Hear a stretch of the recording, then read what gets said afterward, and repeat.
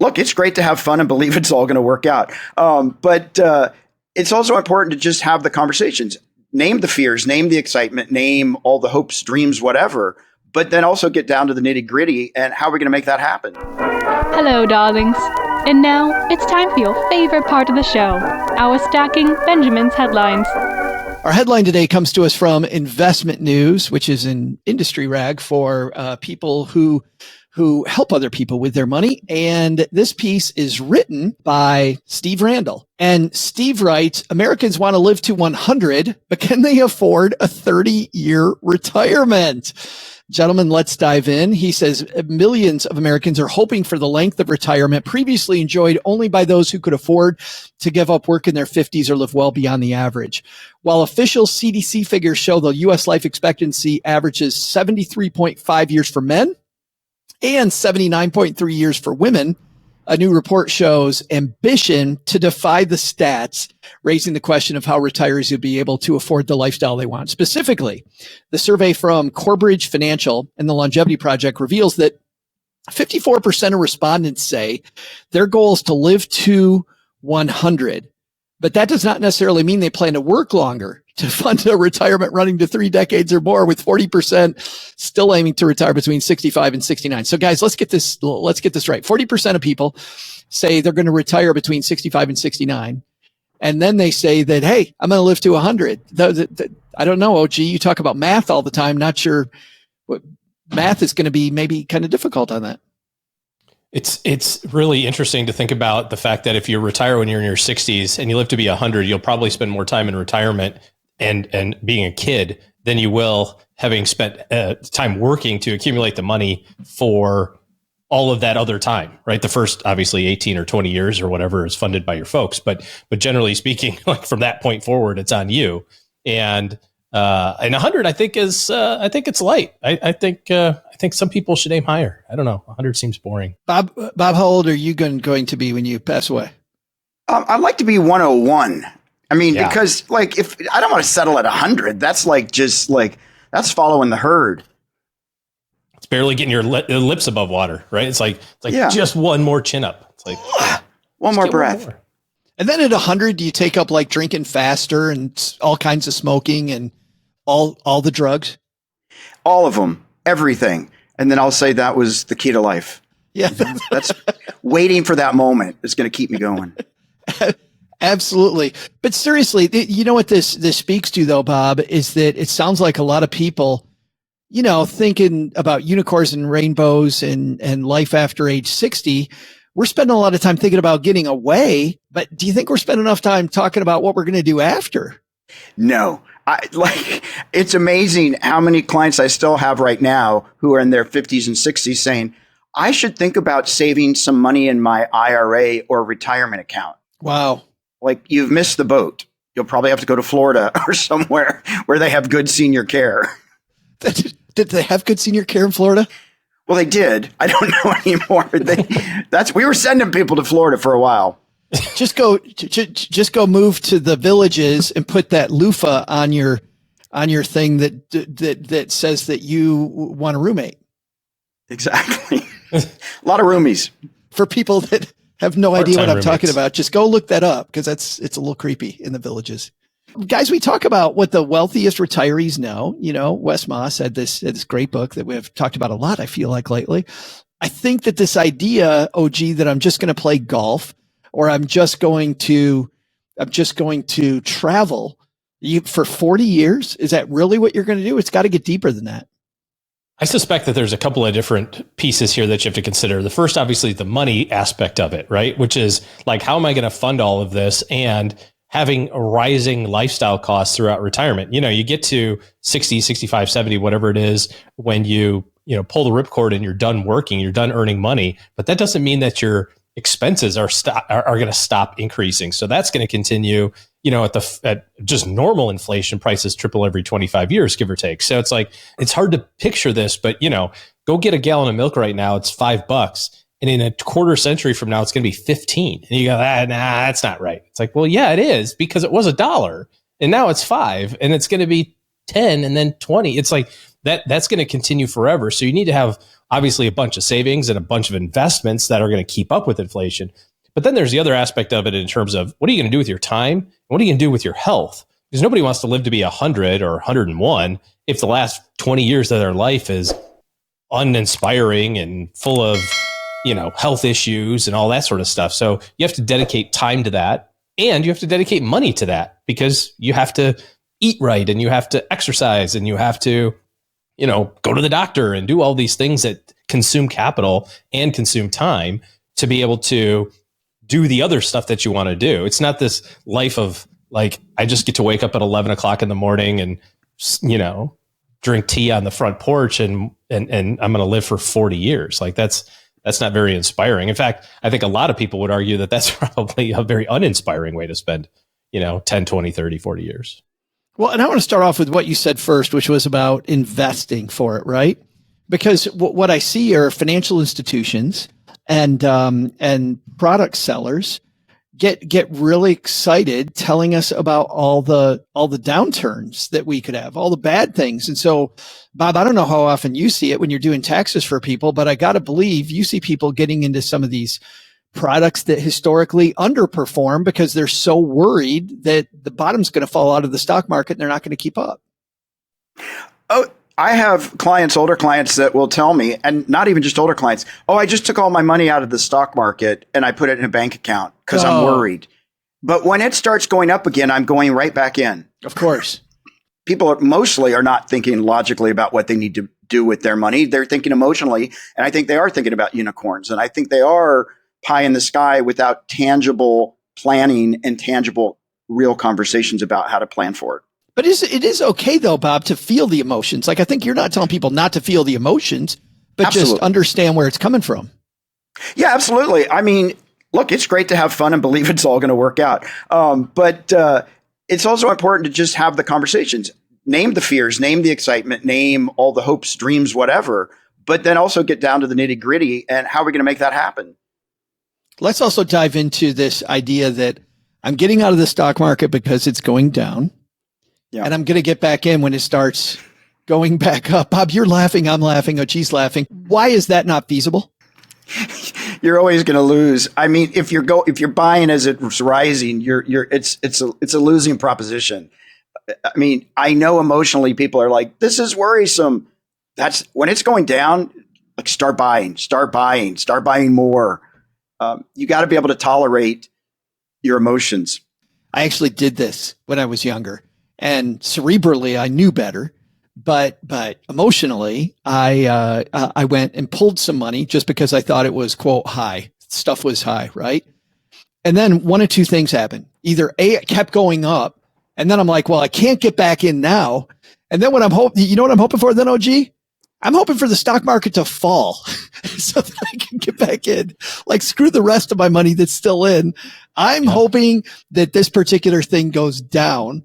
Which if the market, roughly 70% of the time goes up, I'm kind of screwed there.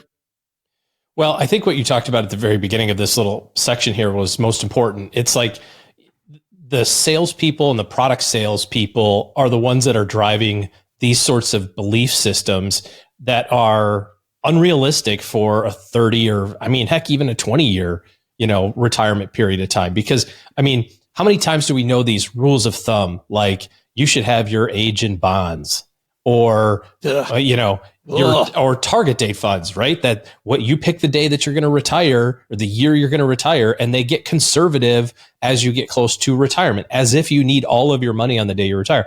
If you retire when you're 60, you need money, obviously, when you're 61. You need money that year. You need money when you're 62. But you need the vast majority of your money somewhere beyond 65 to infinity, right? And so why would you invest your money or have a product or a solution, which is hardly the answer here, or hardly the right word. Why would you have one of these things that is specifically designed to make it so that your money doesn't grow over a long period of time when you really only need short-term money for short-term time? You still need 30-year money and 40-year money. Ask a 25-year-old how they're investing for retirement, and they go, I've got forever. Well, when you're 65, you also have forever. You just have a little bit that you need right now. And that's really the big difference. if you're taking all of the risk off the table, you're taking all of the return off the table. There is no product in the universe of financial products that gives you none of the risk and all of the return. That doesn't exist in real life. Period. Full stop. And anybody who says that they have that solution is full of something that we'd have to beep out anyway. Which brings up the second. So if the market goes up, I have to fight it off. But these product people, OG, to your point, they're like, hey, safety. When I pull my money out and the market goes down after I pull it up, I feel brilliant, which is completely stupid, and it's going to wreck me because I'm going to make bad choices in the future. But then number two, I feel really safe while I'm in cash. And you know how that feels, Bob. I mean, these people, when you're like, no, you got to get back in. They're like, hey, but I'm safe where I'm at. Look at the market around me. It's going down. What could be the problem? Well, what's so interesting? People love to feel safe, and they love to here's my favorite thing at tax time. I lost money in the stock market. I get to write it off. It's a write-off. And I'm like, so you lost money. It's great that we're going to get a benefit from your loss, but you lost. Or they'll come in and go, oh my God, I made money. This sucks. Oh. I have to pay. Oh, that's terrible. Oh, you're making money. And so it feeds right into this piece about not being logical. I've got so many clients that are so upset they have capital gains, and so many clients excited that they lost money they get to write off. Priorities. Well, and it's an interesting vein here, Bob, that you opened up, because when I was talking about these products that, you're kind of mentioning too, are these half-explained products, equity index annuities, right? They're going to get a portion of the stock market gains in exchange for you can't lose money. Hey, you get to participate in the stock market, which is a crazy way to phrase that and a perfect way to sell it. You're going to get a portion of the stock market gains, and you're not going to get any of the downturn. And I want to get back, Bob, to that being a tax trap. But first, let's talk about why that construct 99.9% of the time, maybe 100% of the time, doesn't work. Why does the equity index annuity not work? Well, I mean, I hate to just pick on a particular product and say it's not great because, like we've talked about. Let's do it anyway. I mean, here's the thing. There's a purpose for every financial product that's out there. The problem with most financial salespeople is if that's all that they're focused on, or if that's where the commission is at, or whatever the case may be, you can spin whatever you need to spin to make it sound like you need to make it sound so you can put food on the table. So there's a time and a place for something like an annuity or a whole life policy or something like that. It's just they get applied so incorrectly over over hundreds and hundreds of thousands of people. And any sort of financial product, this goes back to, whether it's an index annuity or a whole life policy or an investment. We see people who say like, this investment pays me a 17% dividend. That's awesome. It's like, well, what's the other end of that stick? Like, that doesn't mean it's awesome. It just means that they're, spending all of their cash flow right now and not reinvesting in the market. I mean, or reinvesting in their product. So an index annuity works very, very simply in that the insurance company will write a contract with you and guarantee that you're going to get a certain percentage of the overall return of a specific index, whether it's the S&P or any other number of indexes that you pick. And in exchange for that, they will make sure that the account value doesn't go down. Well, they're ensuring that the account value doesn't go down because they're taking all of the upside beyond a certain amount. So they might say, well, we'll give you 40% of the upside and 0% of the downside. Well, it doesn't take what do you call them, Joe? Rocket drivers? Rocket driver. It doesn't take a rocket driver. I don't know if you know that term, Bob, but a rocket driver is like a rocket scientist, but they actually drive the rocket. They're driving the rocket. Yeah. I love it. I actually heard a financial planner who was an idiot in my early days of financial planning. I was getting ready to go home and I could hear him in the conference room with a client of his saying, well, it doesn't take a rocket driver to understand this. And that was totally something Frank would say. None of us could figure out how Frank ever got a client, by the way. But it doesn't take a rocket driver. Doesn't take a rocket driver. He was a salesman. Yeah.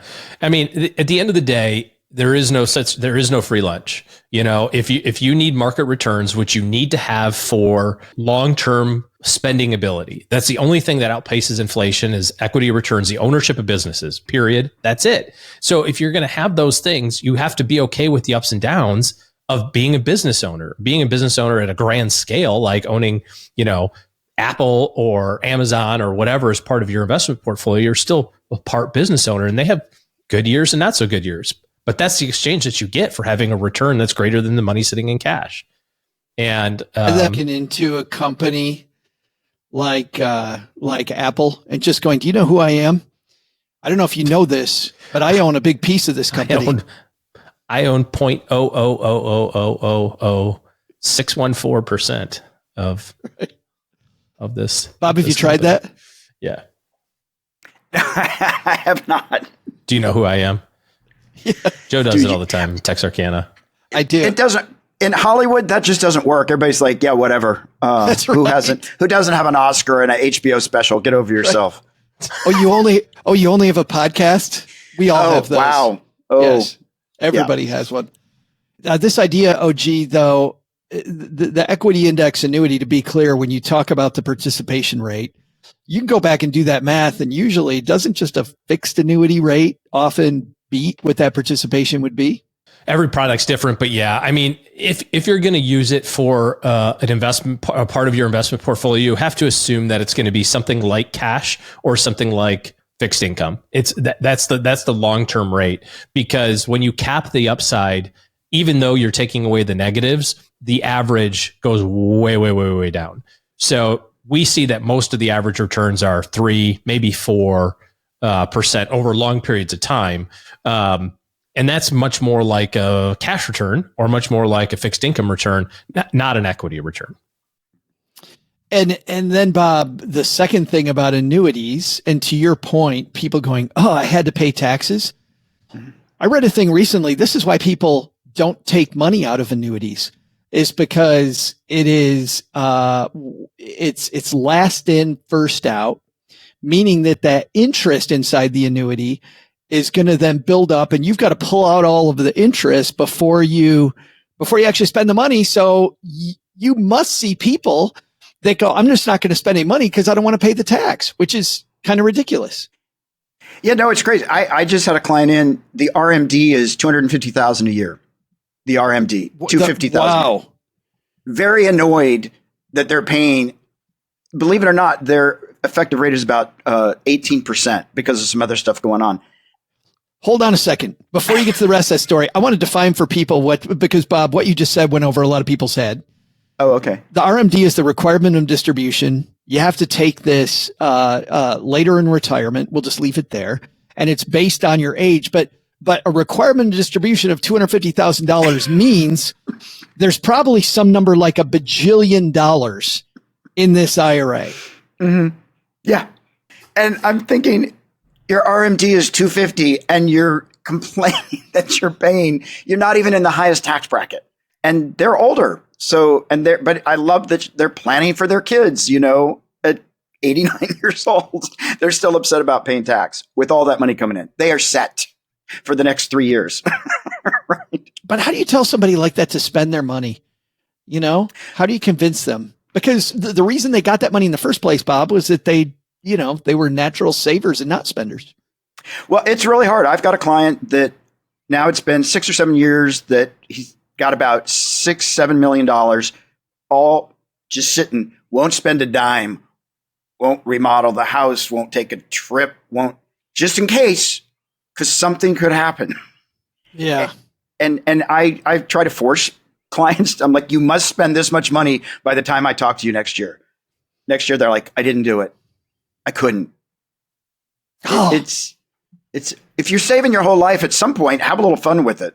But it puts a pit in my stomach. I mean, Yep. oh, gee, there's two sides of this.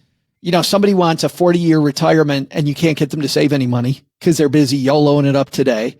And then they're going to YOLO themselves out of money by the time they're 80 when they are going to live to 100. And then on the other side, you get the person who's the Uber saver who can easily do it. And then they get to retirement and they forget to have fun, which means that they probably won't live to 100. I mean, all the studies show if you've no purpose, no hobbies, no nothing, you're probably not going to make it that far. Bob, I've got a real great solution for this, by the way. The next time that you meet with these folks, you just adjust your bill to the inverse of their spending. I will charge you whatever you don't spend. You just go like, look, I need you to spend $400K this year on whatever you want. And they go, I couldn't do it. Just go, no problem. I understand. Here's my invoice, $350 to me, $50 to you. See how this is going to work? And then they go, oh, wait a second. I like it. I'm going to spend $400. You go, mission accomplished, you know? There it is. I like it. Just talking about planning and not planning. I recently had somebody die unexpectedly. They have amassed $30 million worth of real estate and all this stuff. And the family, who could care less, in 9 months has liquidated everything just so they can get to their cash. And that's theirs now. The person who spent their whole life working so hard in LA to be able to buy 20 pieces of real estate with 15 units and 10 units, like to just watch it all go in 9 months, somebody's whole life. And people just don't want to plan or don't want to think that they're going to die. So let's just not talk about it. Did you actually just use the phrase die unexpectedly? Like, isn't that like 97%? Well, that is most of us, right? I mean, we're going to die, and people freak out when I tell them that. But yes, he was younger then. And even though they were telling him, hey, your health is taking a turn, it's like, it'll be fine. So there's a little denial. But. Oh, that's horrible. That is horrible. Well, and even worse is he spends a lifetime building it, and it just all gets torn down quickly. Yeah. And probably then wasted on stuff because you feel like a lottery winner. Oh, yeah. These people didn't have to feel an ounce of sweat to get this money. And most people, I think, will spend right back to the comfortable balance. And so if they're used to $5,000, they'll blow through $2 or $3 million just to get back to that number they're really comfortable with. I just spend a little time crapping all over annuities, but realistically, OG, I mean, I think if somebody is going to live to 100, isn't this something CFPs point to? Is that maybe some longevity insurance might be something we might think about? The latest financial products in the annuity space are on these lifelong annuities, which are basically, the concept is that you don't start them until you're in your 80s and 90s versus you have saved money, you put it in, now you turn on this stream of income when you're 65 and you're ready to retire. Instead, it's the opposite. It's like, this is your longevity insurance of like, oh crap, I lived too long. How do I have some money when I'm in my 90s? Then you turn on this final bucket, so to speak, and it produces an income. But the reality is again, it's the same thing. You're paying for a guarantee. Well, what happens when you pay for a guarantee? You take some return off the table, because that's just how that works. You can't have both the guarantee and all the upside at the same time. You could do this on your own and with your own, tranche of money and figure out and do the math and go, well, I'm going to need X dollars between 90 and 100 and I'm 60 today. I need to set aside, a bucket, and this is my age 90 money, which is what you should be doing anyway. So you can go buy a product and have an insurance company do this guarantee for you, and it costs you some money, or you could just do it yourself if you can do the math and trust yourself not to, like Bob said, blow through 2 million in a couple of years, for fun. Although that does sound like a pretty enjoyable. Say if anybody can do that, you can do it, OG. Well, trust me, I've modeled that behavior. I assure you, I've already spent the next 2 million in my mind. That's the downside. Nothing's new for me because I'm like, oh, I've already consumed all that. But I mean, one thing to think about though, like if you're 90, you may not be in your best thinking days. Those last 5 to 10 years, you really need to have that stuff set up ahead of time. Absolutely. You may be needing home care. You may need assisted living. There's like so many things where you're not going to have a lot of choice. It's going to be made for you at a certain point. And I think a lot of people just don't take that into consideration. You don't have a lot of choices at that point. Bob, I'm 56. They say that about me now. You might not be I've in your said best that about you for years. Joe, I don't know if you know this, but you're on a podcast. What the hell are you thinking? It's all downhill from here. That's right. What's going on? Halfway to 112, Joe. Then they hand me a jelly donut and I'm good. Just very happy. Talking to the microphone, Joe.